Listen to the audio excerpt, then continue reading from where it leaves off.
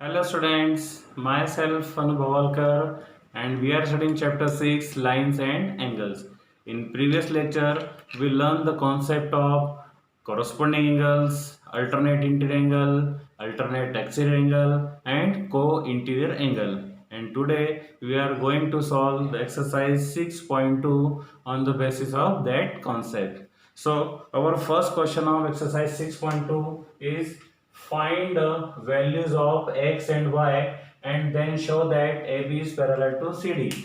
मुझे एक diagram given है, यहाँ पर मुझे क्या दिया हुआ है, एंगल 50 डिग्री है, इस एंगल का नाम दिया है x, इस एंगल का नाम दिया है y, ये एंगल कितने डिग्री का बन रहा है 130 डिग्री का। तब हमको x और y की वैल्यू फाइंड करनी है और उसके बाद हमको ये भी शो करना है कि लाइंस कैसी हैं पैरेलल। मतलब मुझे पहले x की वैल्यू फाइंड करना है, फिर y की वैल्यू फाइंड करना है और उसके बाद में मुझे शो करना है ये लाइंस कैसी हैं पैरेलल हैं। तो सबसे पहले हम बात करें गिवन की, क्या क्या गिवन है हमको। तो हमें गिवन है इस एंगल को, इस पॉइंट को अगर मैं नाम दे दूं O और इसको नाम देते हैं हम x, सॉरी x की जगह हम इसको क्या देते हैं m। तो angle AOM is equal to कितना डिग्री बना है 50 डिग्री। फिर इसको हम नाम दे देते हैं n। तो एंगल C इसको हम क्या कहते हैं O डैश दे दें, तो CO dash n, angle CO dash n is equal to कितना है 130। और अब हमें क्या फाइंड करना है x, फाइंड क्या क्या करना है हमें, to find value of x and y and then AB is parallel to CD। ये दो चीजें हमें फाइंड करनी है। तो सबसे पहले हम देखते हैं, देखिए स्ट्रेट लाइन बन रही है, तो इस एंगल 50 और एंगल x इन दोनों का सम कितना होना चाहिए 180 डिग्री। क्या देखा हमने इस डायग्राम में, ये लाइन आपकी शो हो रही है और ये दोनों क्या बन रहे हैं, OA क्या हो जाएगी आपकी रे हो जाएगी और लाइन MN पे एंगल 50 और एंगल x का सम कितना होना चाहिए 180। तो सॉल्यूशन हम क्या ले सकते हैं, देखिए सॉल्यूशन क्या लिखा हमने OA, और OA कौन है आपकी रे, तो हम लिखते हैं रे OA कहाँ पर है, stand on line MN, means angle x या केवल x की बात करें तो x plus 50 degree is equal to 180। ये क्यों लिखा हमने, कौन सा एंगल फॉर्म हो रहा है, ये लीनियर पेयर, ठीक है। तो यहाँ पर x इज इक्वल टू कितना हो जाएगा 180 प्लस का 50 उधर जाके क्या हो जाएगा माइनस का, तो x की वैल्यू कितनी आ गई 130 डिग्री आ गई बराबर। वैसे ही यहाँ पर ये दोनों एंगल्स कैसे हैं, लाइन है इंटरसेक्ट हो रही है, मतलब y की वैल्यू हम क्या ले सकते हैं 130 ले सकते हैं। क्यों 130 सकते हैं, क्योंकि ये 130 है तो ये भी 130 होगा। क्यों होगा, क्योंकि ये एंगल कैसा है आपका वर्टिकली अपोजिट, ये एंगल कैसा है आपका वर्टिकली अपोजिट एंगल है, इसलिए आपस में कैसे होते हैं इक्वल।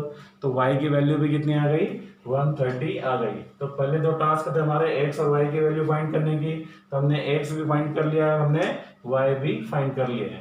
पर हम क्या देख रहे हैं कि ये एंगल x 130 और y भी 130 है, मतलब x is equal to Y is equal to कितना है 130 डिग्री। x और y की वैल्यू कितने हैं 130 है। पर हम देख रहे हैं, देखिए ये एंगल और ये एंगल कैसे हैं आपके लाइंस हैं और लाइन के इंटीरियर साइड में है और दोनों एंगल कैसे हैं इक्वल हैं और है कैसा ही एंगल अल्टरनेट इंटीरियर एंगल है। तो हम क्या लिख रहे हैं, बट दीज एंगल्स आर, कौन से एंगल है ये अल्टरनेट इंटीरियर एंगल। ये कौन सा एंगल है आपके अल्टरनेट इंटीरियर एंगल। पर हमने क्या पढ़ा हुआ अभी इसके पहले थ्योरम जब पढ़ी थी कि अगर अल्टरनेट इंटीरियर एंगल्स हैं तो लाइंस भी अल्टरनेट इंटीरियर एंगल्स इक्वल हैं तो लाइंस भी कैसी होंगी पैरेलल। मतलब ये एंगल्स x और y दोनों आपस में कैसे हैं इक्वल हैं, दोनों की वैल्यू सेम आ रही है, दोनों एंगल कैसे हैं अल्टरनेट इंटीरियर एंगल है। और अगर अल्टरनेट इंटीरियर एंगल्स इक्वल होते हैं इसका मतलब लाइन आपस में क्या होंगी पैरेलल होंगी। तो हमारा जो थर्ड पार्ट था कि AB और CD आपस में कैसे हैं पैरेलल है, प्रूव करना था, ये हमने प्रूव कर दिया है। कैसे प्रूव किया, दोनों एंगल्स कैसे हैं आपके इक्वल आए और दोनों एंगल्स कैसे थे अल्टरनेट इंटीरियर एंगल। और थ्योरम हमने स्टेटमेंट पढ़ा था कि alternate interior angles are equal then line will be parallel, means AB is parallel to CD। Now, question number second. If AB is parallel to CD and CD is parallel to F and Y ratio Z is equal to 3:7, then find the value of X. देखिए question में दिया हुआ है कि ये line AB है, ये line CD है, ये लाइन EF है। मतलब AB और CD कैसे हैं पैरेलल, CD और EF भी कैसे हैं पैरेलल है, और ये जो Y और Z का रेशियो है वो कितना गिवन है हमको 3:7। तब हमको इस एंगल X की वैल्यू फाइंड करनी है। क्लियर है? हमको गिवन है कि AB और CD पैरेलल है, CD और EF भी पैरेलल है, तो उस कंडीशन में Y और Z का रेशियो भी हमको 3:7 गिवन है और हमें फाइंड करना है एंगल X। तो सबसे पहले हम गिवन पे बात करें। किससे बात करें हम? गिवन है हमको AB is parallel to CD। जो लाइन AB है वो किसके पैरेलल है? CD के। और जो लाइन CD है वो किसके पैरेलल है? EF के पैरेलल है। और हमें रेशियो भी गिवन है, Y ratio Z is equal to 3:7 बराबर 3:7। और हमें किस फाइंड क्या करना है? हमको फाइंड करना है X की वैल्यू फाइंड करना है। क्या क्या गिवन है हमको? AB और CD पैरेलल है, CD और EF पैरेलल है।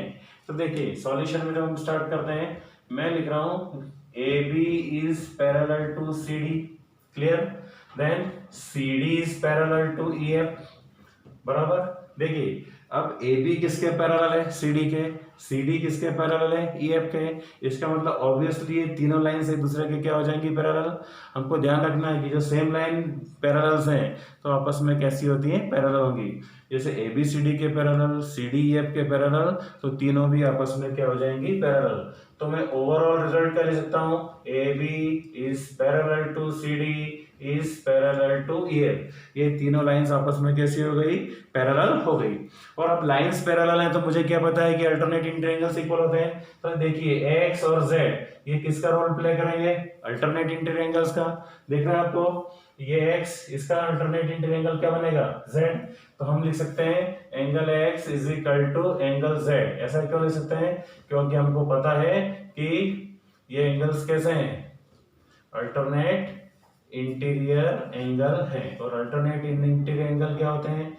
इक्वल होते हैं कब? जब लाइंस कैसी होती हैं? आपकी पैरेलल। क्लियर है? तो हमारा फर्स्ट कॉन्सेप्ट क्या आ गया कि X और Z की वैल्यू क्या आ गई? कितनी आ गई? इक्वल हो गई। अब देखिए ये एंगल Y है तो ऑब्वियसली इस एंगल को भी मैं Y बोल पाऊंगा। क्यों Y बोल पाएंगे? कि दोनों कैसे हैं? वर्टिकली अपोजिट एंगल्स हैं। कैसे होगा ये एंगल? दोनों आपस में कैसे होंगे? इक्वली होंगे। क्यों इक्वल होंगे? क्योंकि दोनों एंगल्स कैसे हैं आपके? Vertically opposite. और ऐसा होने के बाद अब देखो यहाँ पर Y और Z बन रहे हैं, दोनों सेम साइड में बन रहे हैं, इसके इंटीरियर में बन रहे हैं, मतलब ये कौन से एंगल हो गए? इंटीरियर एंगल हो गए, बराबर है।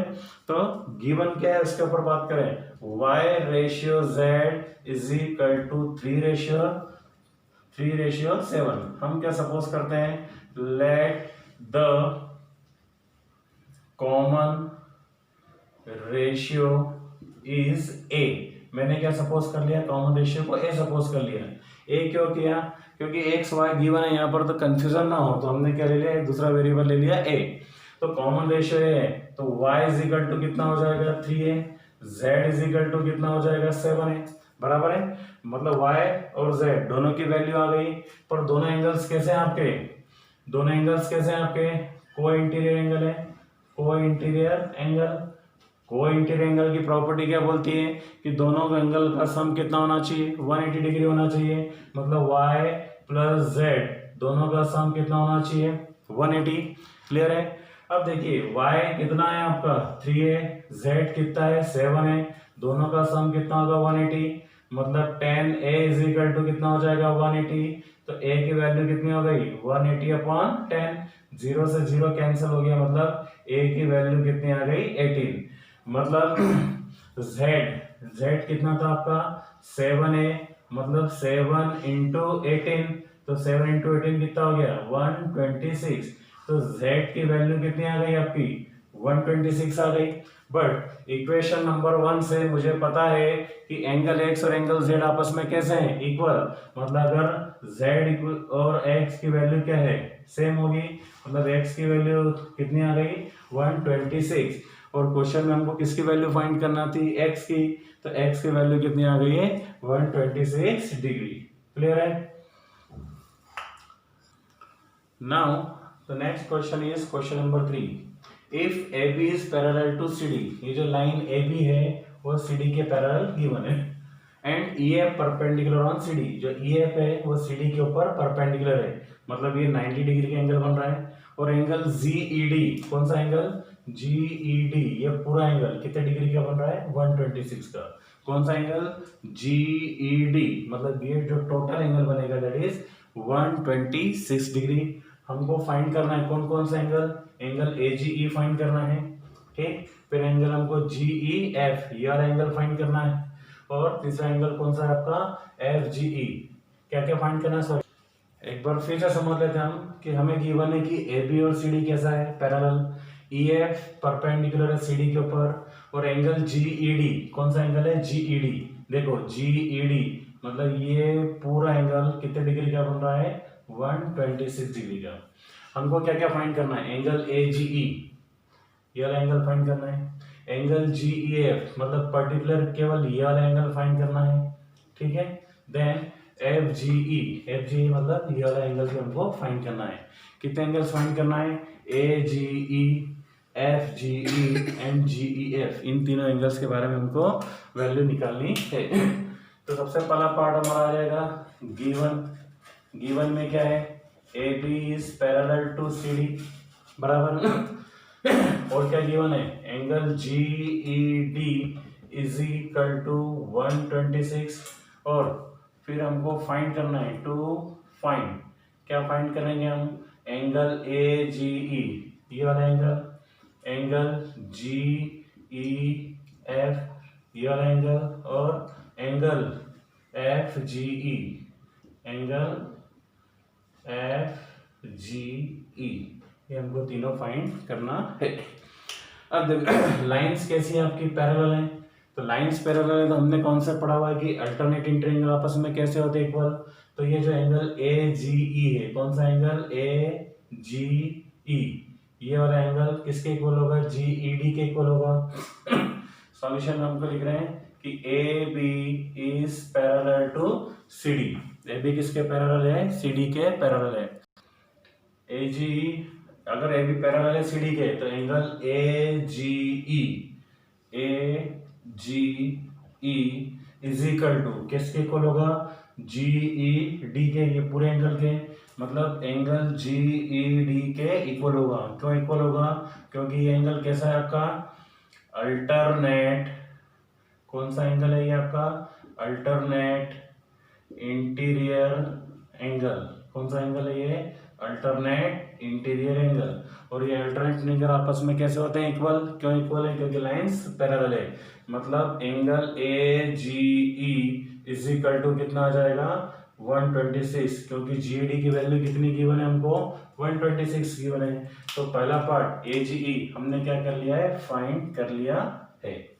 फिर हम देख रहे हैं एंगल जी ई डी के बारे में बात करें, कौन सा एंगल बन रहा है आपका, एंगल जी ई डी, जी ई डी मतलब ये पूरा एंगल बनेगा आपका, बराबर कितने पार्ट्स में टूटा हुआ है, G E F plus F E D, क्या होगा, क्या गिवन है हमको, angle G E F plus angle F E D, और दोनों का सम कितना है 126 है। गिवन है कि जी डी की वैल्यू कितनी है 126, जी ई एफ हमको पता नहीं है, is equal to 126, F E D की वैल्यू कितनी थी 90, तो प्लस का 90 उधर जाके क्या हो जाएगा माइनस का, तो angle G E F is equal to 126 में से 90 जाएगा तो कितना बच जाएगा 36 डिग्री बन जाएगा। एंगल जी ई एफ मतलब पर्टिकुलर ये एंगल आपका कितना आ गया 36 डिग्री आ गया।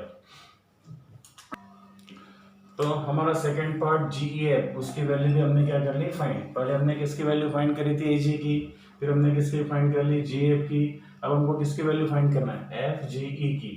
तब देखो ये आपकी स्ट्रेट लाइन है, कौन सी लाइन है ए बी स्ट्रेट लाइन है, और जी क्या है रे है, तो ये जी की वजह से क्या होगा, हम देख रहे हैं यहाँ पर एंगल ए जी ई, दिखा आपको, एंगल ए जी ई। फिर एफ जी ई, अगर हम दोनों को प्लस करें, कौन सा है ये एंगल, एफ जी ई, दोनों का सम कितना होना चाहिए, 180 डिग्री। क्यों, क्योंकि ये क्या बना रहे हैं, लीनियर पेयर बना रहे हैं। तो लीनियर पेयर का सम कितना होता है, लीनियर